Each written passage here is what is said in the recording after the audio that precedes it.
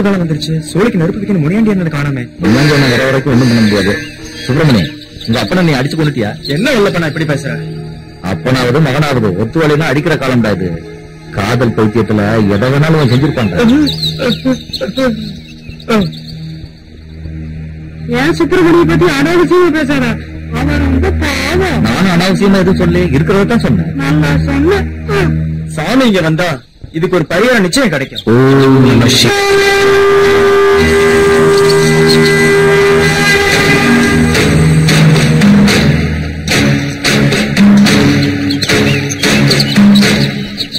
என்னோட ஞான கண்ணுக்கு எல்லாம் தெரியும். சூளைக்கு ஏன் இன்னும் நெருப்பு வைக்காம இருக்கிறீங்க? நெருப்பு வைக்க வேண்டிய ஒரு முனியாண்டி. முனியாண்டி எங்க போனாருன்னு தெரியல. காலையில இருந்து யாருமே அவரை பார்க்கல. ஓம் நம சிவாய. ஆத்மா வெளியேறி இருக்கு, சரீரம் மட்டும்தான் இங்க இருக்கு. அவர் இப்போ உயிரோடவே இல்லை.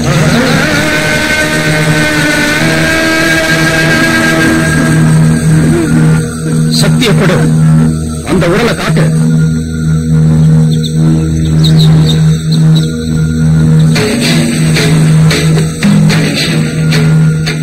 இத குழந்தா உண்மை தெரியும்.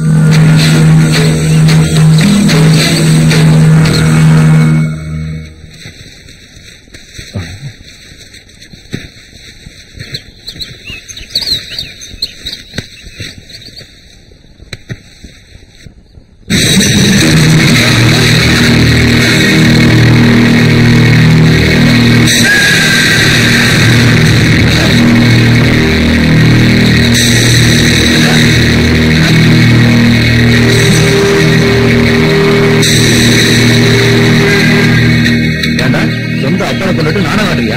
நான் அப்பதான் சொன்னேன்.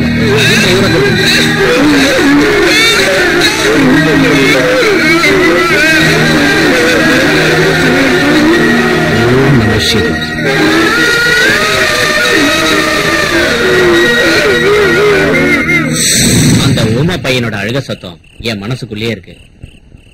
எனக்கு நம்பிக்கையே இல்ல அவங்க அப்பனை கொண்டு இருப்பான்னு. நானும் அப்படித்தான் நினைக்கிறேன். சொந்த அப்பனை கொல்ற அளவுக்கு அவன் அந்த அளவுக்கு கெட்டவன் இல்ல. சுப்பிரமணிய பாவம், எனக்கு தெரியும் அவன் ஒரு அப்பாவின்னு. எனக்கு அந்த சாமி மேலதான் சந்தேகமா இருக்கு. சுவாமி இந்த கிராமத்தோட ரட்சகன் பா. சுவாமி எல்லாம் இப்படி பண்ணிருக்க மாட்டாரு. அப்படின்னா போலீஸ்ல கம்ப்ளைண்ட் கொடுக்க வேண்டாம்னு ஏன் சொன்னாரு? வல்லப்பண்ண சொல்றதா சரி. இனி என்ன பண்றது வல்லப்பண்ணா? நாளைக்கே போலீஸ்ல கம்ப்ளைண்ட் கொடுக்கணும். ஓம் நம சிவாய.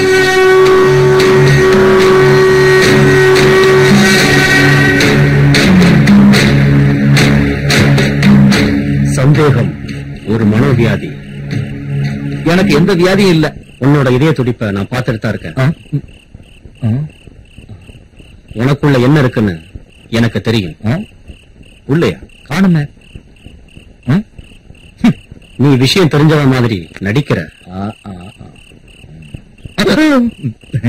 நடு ராத்திரி உன் வீட்டுக்கு தெற்கு வாசலுக்கு முன்னால 12 அடி தாண்டி 2 அடி தோண்டனா எல்லா துர்சிந்தனைகளுக்கும் விடை கிடைக்கும்.